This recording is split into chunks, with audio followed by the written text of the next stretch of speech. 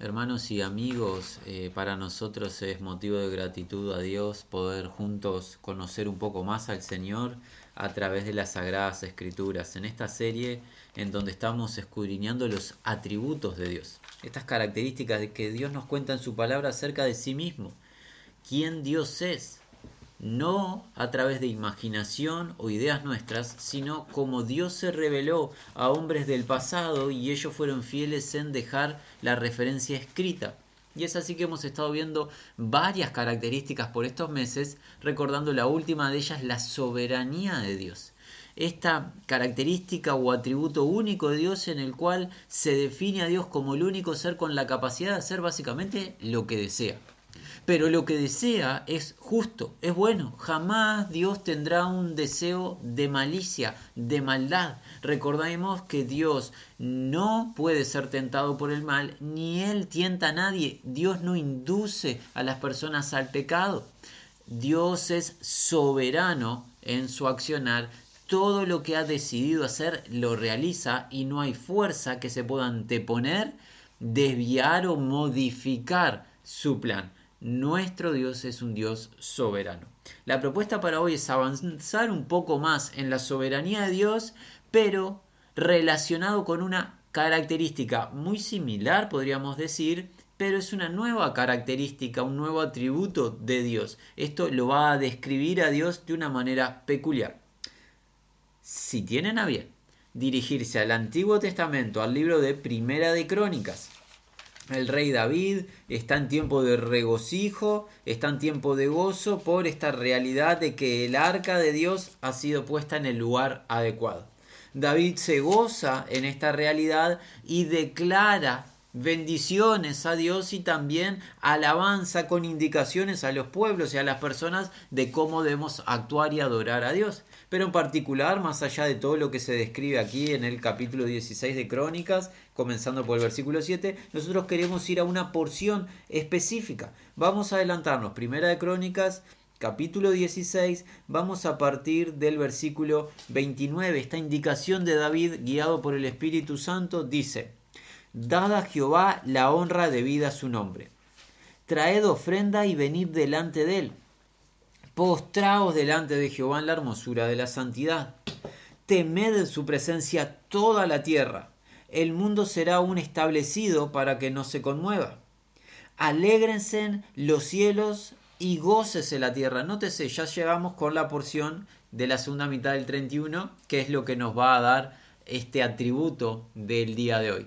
Pero nótese que la indicación de David aplica para todo ser humano, pero también la indicación de David va hacia arriba, hacia los cielos. En los cielos, en la tierra, debemos de darle tributo al único Dios vivo y verdadero. Debemos postrarnos sobre nuestros rostros, adorarle, bendecir su nombre, temer su nombre, rindiéndonos en la hermosura de la santidad, que es el lugar adecuado. Pero, ¿qué queremos aprender de esta enseñanza de David? La segunda mitad del versículo 31. Digan las naciones tienen que decir algo. En las naciones, ¿qué se decir? Jehová reina. Jehová, nosotros ya sabemos su significado, si bien es una palabra que en la lengua hebrea y en especial aquellos que sean de tradición hebrea es una palabra que consideran que no tiene pronunciación, que no se debe pronunciar. Este es el nombre del Dios que lo trasciende todo, el Dios infinito, el único ser, el que es el mismo ayer, hoy, por los siglos. Pero ¿qué va junto con el nombre de Dios? Su acción como rey. ¿Cómo sabemos que es un rey? Porque David nos cuenta que él, el Dios que lo trasciende todo, que hace, reina. Y esta acción del Señor reinando está conectada con la soberanía de Dios. Dios es el único ser soberano y es el único rey soberano.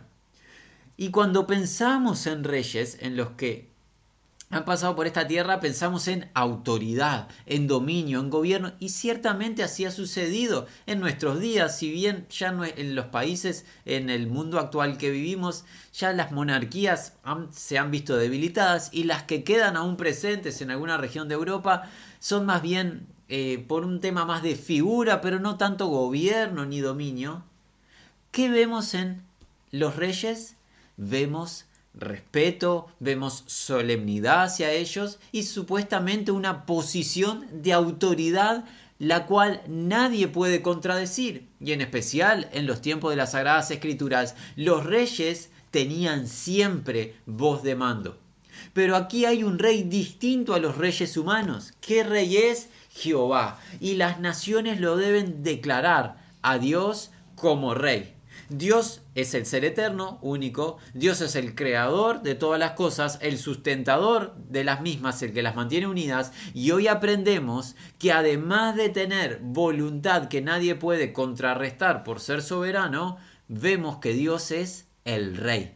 Y como rey, hoy no vamos a profundizar en ello, pero como rey está sentado ¿dónde? ¿Dónde se sienta el rey? En un trono. Hay un trono en el universo de autoridad total, suprema. Ese trono está ocupado por el rey Jehová de los ejércitos. Pasemos al libro de los Salmos. El libro de los Salmos tiene mucho para decirnos acerca de Dios como rey. Por ejemplo, vayamos al capítulo 24, aclarando que nuestra función en esta serie es simplemente dar títulos acerca de las características de Dios. Habrían muchos más pasajes que describen a Dios como rey, como gobernador, como autoridad. Nosotros simplemente estamos defendiendo cada característica con muy pocos pasajes por un tema de tiempo. Capítulo 24 del libro de los Salmos es un Salmo de David que habíamos visto anteriormente respecto de la gloria de Dios, pero ahora centrémonos a partir del versículo 7 en esta indicación. David, el rey de Israel, dice esto acerca del Señor, con indicaciones: alzad puertas vuestras cabezas, y alzaos vosotros puertas eternas. Y esta declaración hacia las puertas de apertura, ¿con qué fin es? Para que entrará el Rey de Gloria.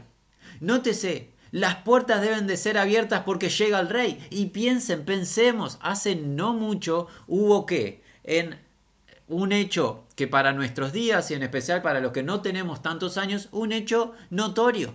Hubo una reina que estuvo en esa posición de gobierno por muchos años en Europa, en Reino Unido, y hace poco tiempo que sucedió el cambio de mandato por la partida de la reina de esta tierra y llegó los días de que el rey, su hijo, asumiese el lugar en el trono. ¿Para qué citamos este ejemplo humano? Porque lo que hubo en ese evento, solemnidad. E ingresó el rey a asumir la posición y ser coronado como rey del Reino Unido. ¿Verdad? Estamos hablando de seres débiles, seres nacidos en pecado, con muchas carencias. Pero ante la percepción nuestra humana, esos seres, por un tema de sangre, que se les adjudica o que merecen el gobierno. Y así todos los congregados que hicieron respetaron el ingreso del rey y cómo el rey fue coronado. Bueno, si esa imagen es una imagen solemne, si esa es una imagen de respeto y en cierto aspecto le podría decir una imagen que causa emoción, pensemos en este rey. Este es el verdadero rey, el rey de gloria o de esplendor. Por ende, ábranse las puertas y sea recibido el rey. Es la idea que hay detrás de esto. Ahora la pregunta es: ¿quién es el Rey de Gloria? Es lo que pregunta el versículo 8, ¿verdad? ¿Quién es este Rey de Gloria? Bueno, se responde en el mismo versículo. Jehová el fuerte y valiente, Jehová el poderoso en batalla. Este rey no pierde batallas. No es un rey que, intenta hacer una conquista, a veces pierde con algún ejército, otra vez se gana. Este es el rey batallador supremo. Es Jehová de los ejércitos, o como se puede traducir, Jehová de los espíritus, el que tiene un ejército celestial y jamás pierde ni perderá con nadie. No hay adversario que pueda competir con él. Nuevamente aquí hay un énfasis: alzad, puertas, vuestras cabezas. Y alzaos vosotros puertas eternas. ¿Por qué deben abrirse, alzarse, levantarse las puertas? Porque llega alguien, el Rey de Gloria. ¿Y qué va a hacer el Rey? Va a entrar, porque le corresponde ingresar al Rey. Dicho sea de paso, ingresar al reino. Pero ¿quién es este Rey de Gloria? Es la pregunta que se hace David. Jehová de los ejércitos. Él es el Rey de Gloria. Estamos viendo a Dios en esta característica. Dios es el Rey de esplendor. Dios no simplemente, para aquellos que por primera vez están escuchando acerca de Dios y se están acercando por primera instancia a las Sagradas Escrituras, Dios no lo estamos defendiendo en la palabra como solamente el creador del universo y aquel que lo hizo el universo y olvidó de él.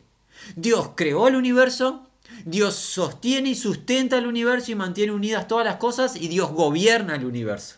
Esto enseña este atributo. Dios es el gobernador supremo de este universo. Él es quien decide.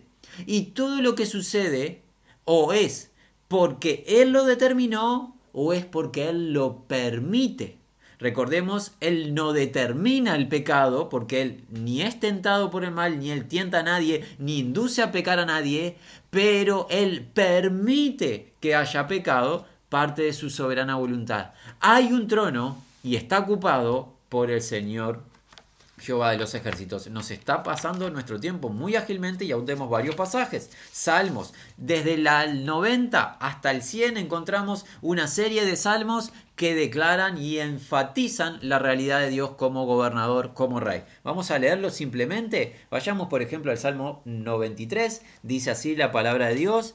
93, 1. Jehová reina. Bien sencilla la declaración, pero debe ser aceptada de manera con humildad de nuestra parte. Él reina.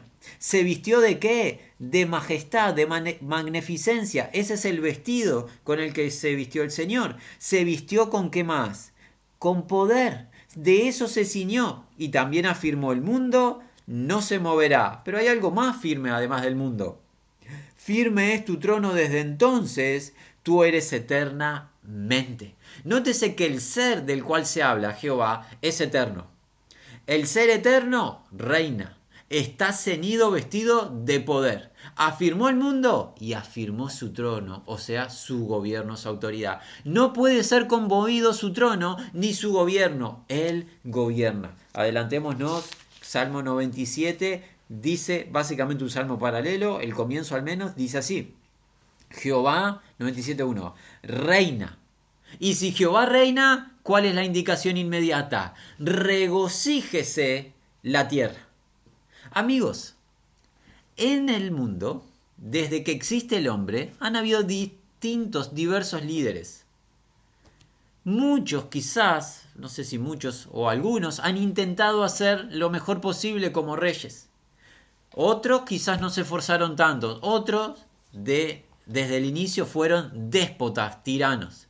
Desde los que se esforzaron e intentaron hacer lo mejor posible en su gobierno para beneficiar a su pueblo, hasta los que lo único que les interesó su propio beneficio y no se interesaron en el pueblo.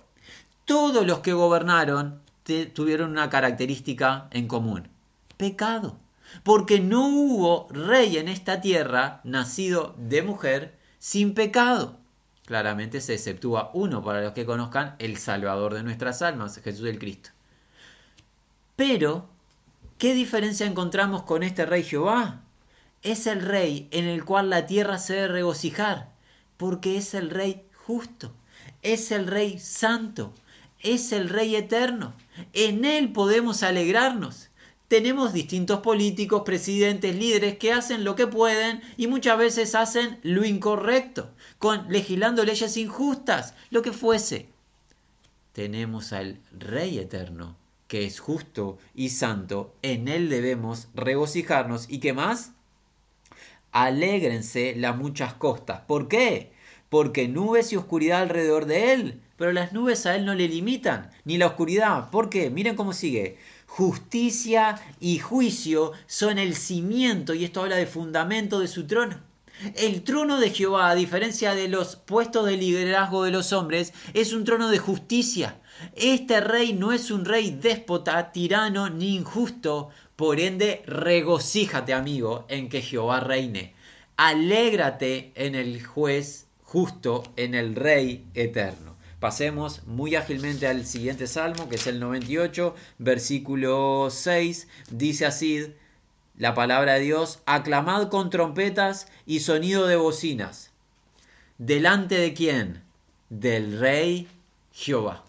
Nótese que hay un rey, es el ser infinito, el que lo trasciende todo, debe haber júbilo, debe haber alabanza, debe haber celebración. Con estos instrumentos, los trompetas, los trompetas y la bocina que emite sonido, tiene que haber alabanza delante del rey. Este rey es un rey que se alegra en la alabanza de su pueblo.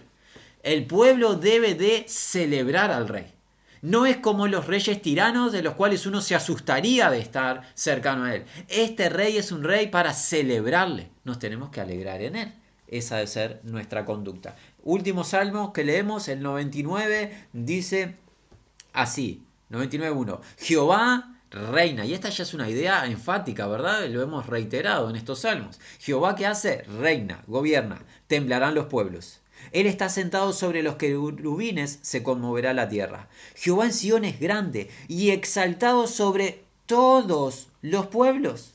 Alaben tu nombre grande y temible, Él es santo. Y la gloria del rey, que hace, ama el juicio, por ende la justicia de Dios es absolutamente irreprochable. Tú confirmas la rectitud, tú has hecho en Jacob justicia y juicio. Exaltada a Jehová nuestro Dios y postrados ante el estrado de sus pies, Él es santo. Nótese el contraste entre la magnitud, la excelencia del rey Jehová y la debilidad de los pueblos. ¿Por qué? Porque los pueblos tiemblan mientras Jehová reina. Jehová es grande y exaltado sobre los pueblos. ¿Para qué me sirve comprender esto? Porque hay un salmo, el salmo número 2, no lo vamos a leer hoy, que habla de la necedad de los pueblos, los cuales se juntan para buscar consejo contra de Jehová el Señor y contra su ungido, el Señor de gloria. Si tú eliges estar involucrado con los pueblos que rechazan el gobierno de Jehová y tú no quieres la autoridad de Jehová, sabe algo. Quien está por encima de los pueblos es el Señor.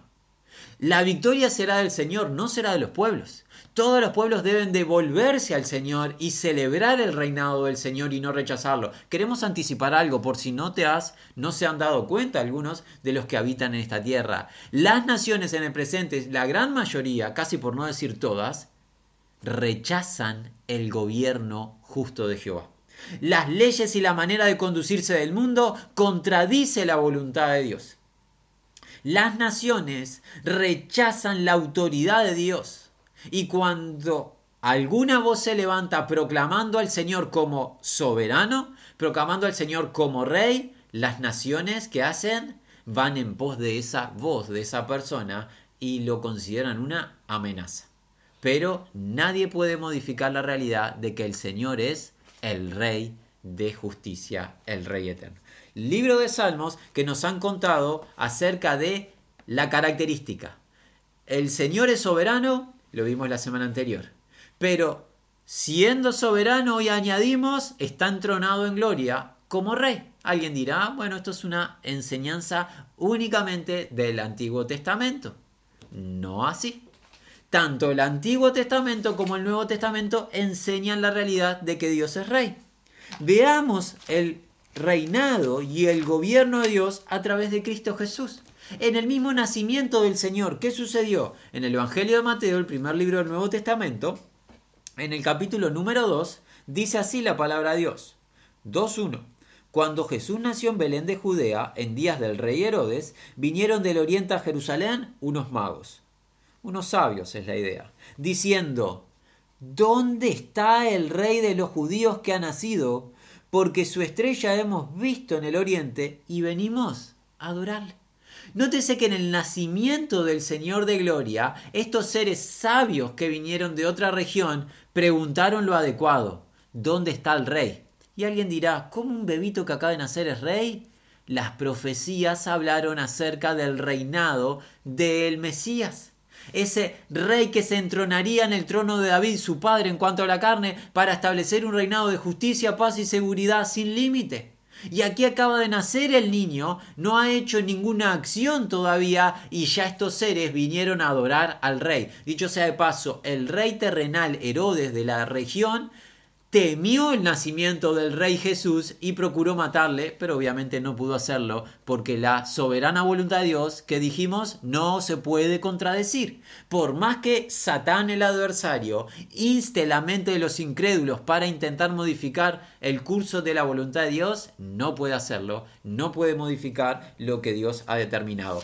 El rey nació y luego que el rey creció y estaba ya establecido su ministerio, el rey declaró quiénes integran su reino.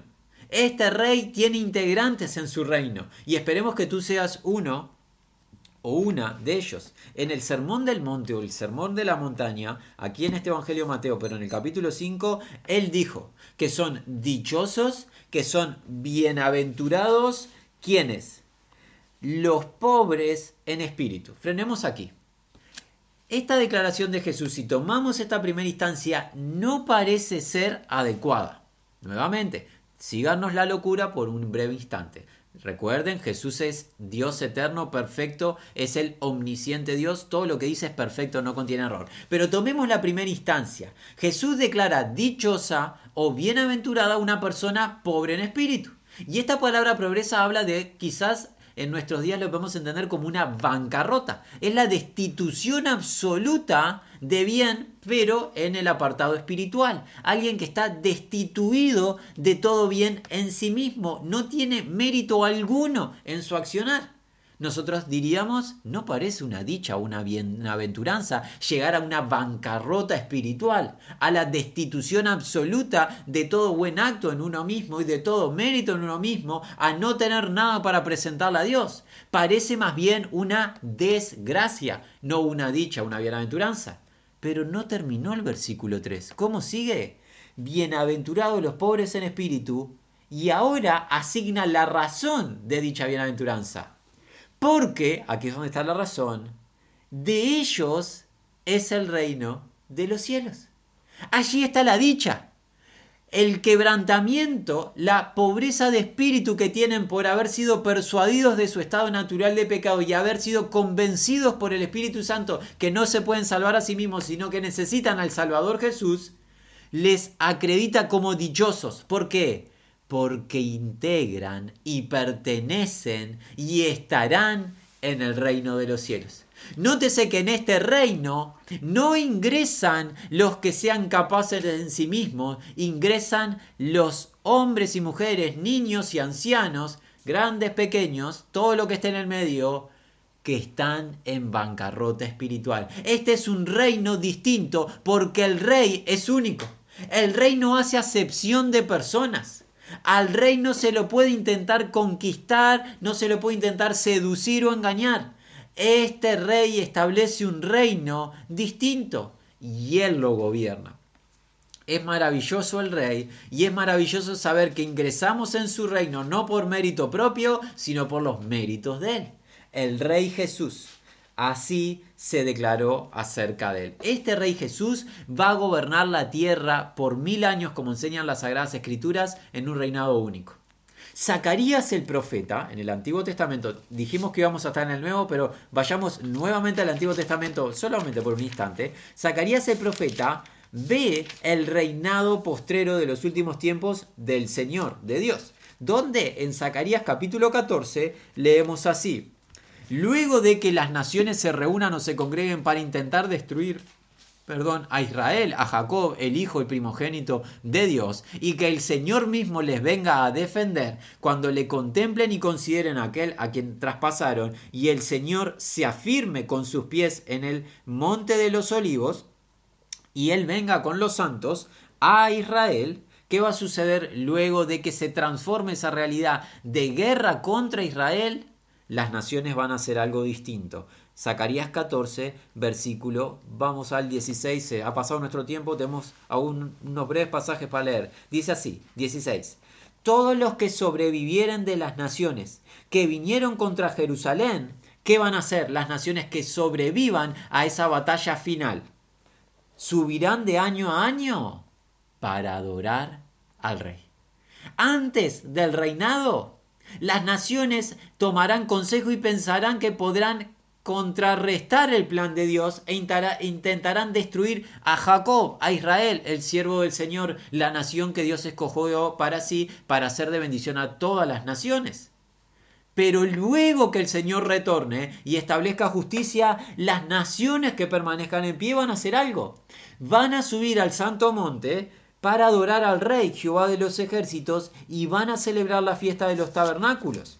Y acontecerá que los de la familia de la tierra que no subieren a Jerusalén para adorar al Rey, Jehová de los ejércitos, no vendrá sobre ellos, ¿qué? Lluvia. Y esto será ni más ni menos que la concreción de aquella profecía que declara que Jesús va a gobernar a las naciones con vara de hierro.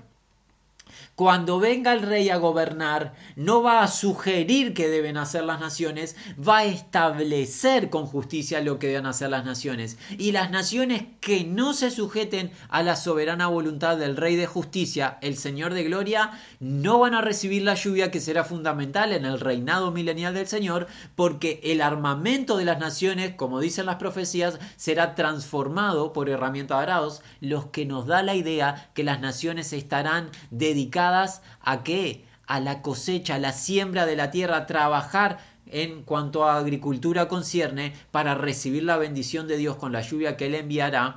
Hay una idea de que las naciones estarán abocadas a trabajar la tierra y Dios va a bendecir ese tiempo, pero toda nación que se subleve no tendrá lluvia y sin lluvia no va a tener la bendición de obtener el alimento, porque el Señor va a regir con vara de hierro a las naciones.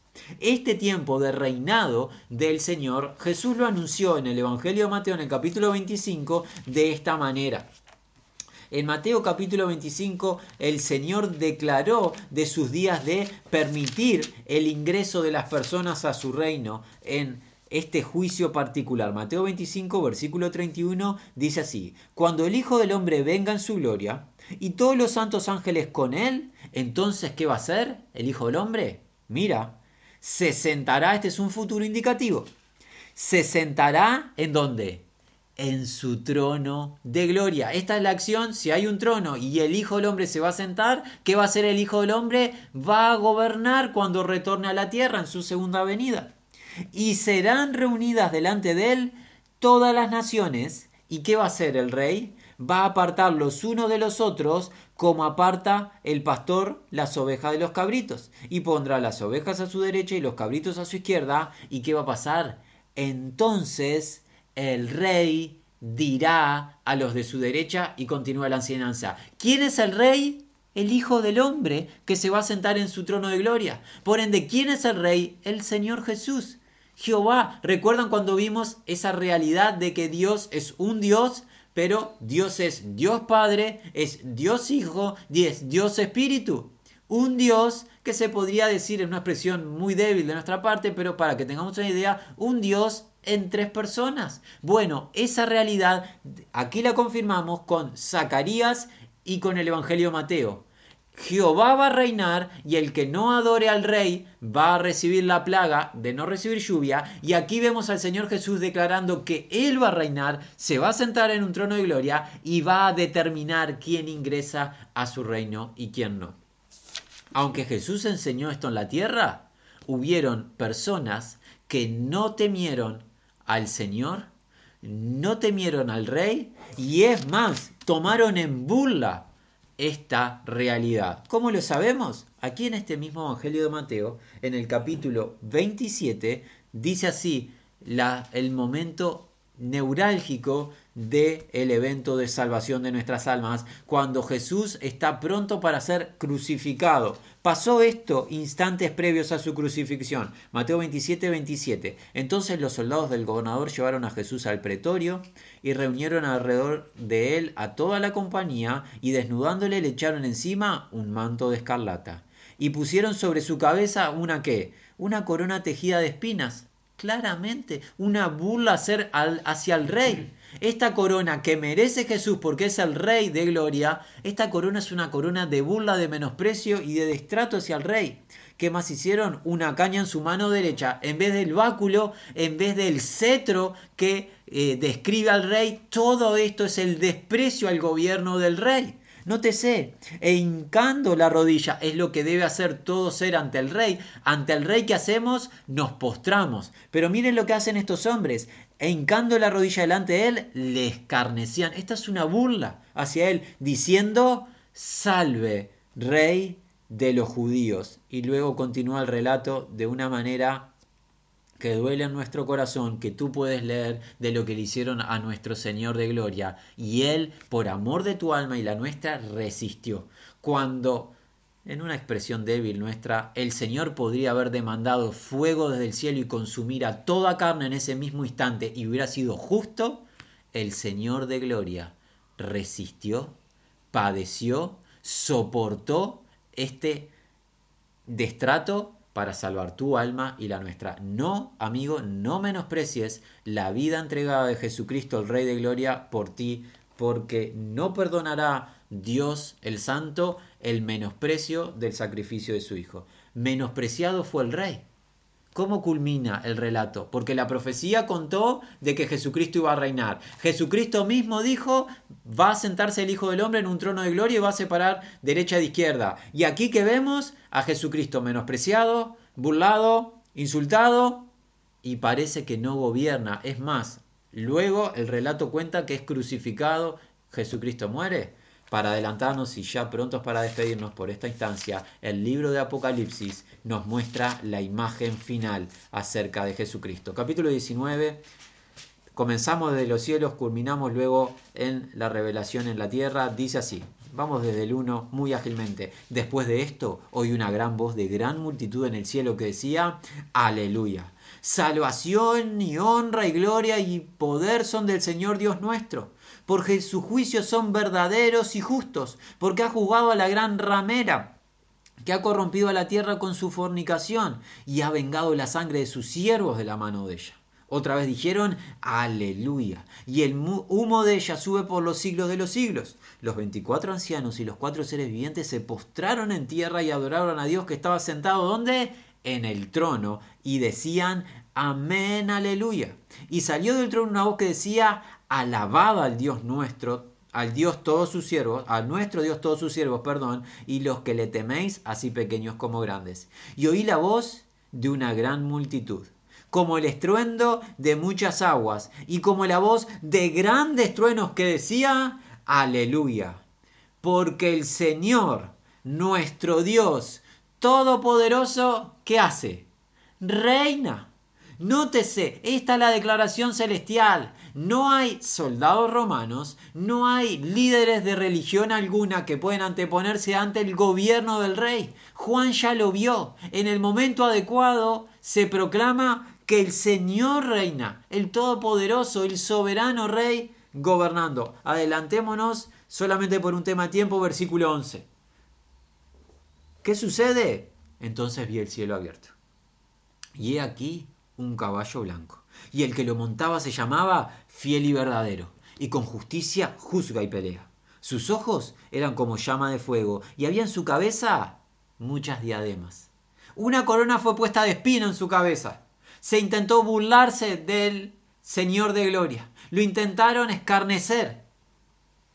No resistió, no abrió su boca, como un cordero que soportó el ir al matadero para rescatarnos. Pero ese padecimiento de Cristo no demuestra debilidad del Señor de Gloria, sino que demuestra humildad del Señor de Gloria para nuestra salvación. Porque esta es la imagen del Rey. ¿Esta imagen de qué? Vestido de esplendor, de justicia y poder para pelear, y nadie puede contender contra él. En su cabeza no hay corona de espinos, hay diademas, coronas de realeza múltiples, muchas. ¿Y qué pasa? Dice así, sus ojos eran como llama de fuego y había en su cabeza muchas diademas, y tenía un nombre escrito que ninguno conocía sino él mismo. Estaba vestido de una ropa teñida en sangre, y su nombre es el Verbo de Dios. Los ejércitos celestiales vestidos de lino finísimo, blanco y limpio le seguían en caballos blancos. De su boca sale una espada aguda para herir con ella a las naciones. Y notemos lo que citábamos hoy del Salmo 2. Y él las regirá con vara de hierro, y él pisa el lagar del vino del furor de la ira del Dios Todopoderoso. Y en su vestidura y en su muslo tiene escrito este nombre: Rey de reyes y Señor de señores. ¿Cómo culmina nuestra lectura de la palabra de Dios? Con un rey entre los reyes. Lo que habla del rey supremo, el por encima de todos los reyes. ¿Quién es? El que rige a las naciones con vara de hierro. Del cual se burlaron, al cual menospreciaron e insultaron. Y ahora nosotros no tenemos el interés en poner foco de atención en lo que hicieron seres humanos hace 2000 años, porque ya pasó su historia, culminó su carrera. Delante de Dios, lo que vaya a suceder, sucederá en el juicio justo. El punto es, ¿qué hacemos nosotros con el rey? Está declarado que Él es el rey. No importa, no importa qué pensemos nosotros, si nos enojamos con esta realidad o no, Dios determinó que su ungido es el Rey Supremo, que viene a gobernar las naciones con vara de hierro. En justicia va a gobernar lo que nunca se vio en la tierra, porque todo gobierno ha tenido injusticia. Por más que se hayan esforzado sus líderes, siempre hubo y habrá injusticia hasta que llegue el Rey de justicia, el fiel y verdadero, el justo y santo, el ungido de Dios, nuestro Señor de gloria. Él viene a gobernar. La pregunta es, ¿recibirás tú en fe su gobierno y celebrarás su gobierno? ¿O estarás tú entre estas naciones que irán en contra del rey y van a experimentar el furor de su ira? ¿Cómo hemos de recibirle? Arrepintiéndonos de nuestro estado de pecado, creyendo al Evangelio, creyendo en su obra redentora, obtenemos el don de la vida eterna de parte de Dios que no miente. Y este Rey será regocijo para nuestras almas porque Él es el gobernador perfecto. Nuestro anhelo, que gracia, paz, misericordia de Dios sean con todos los que aman al Rey de gloria.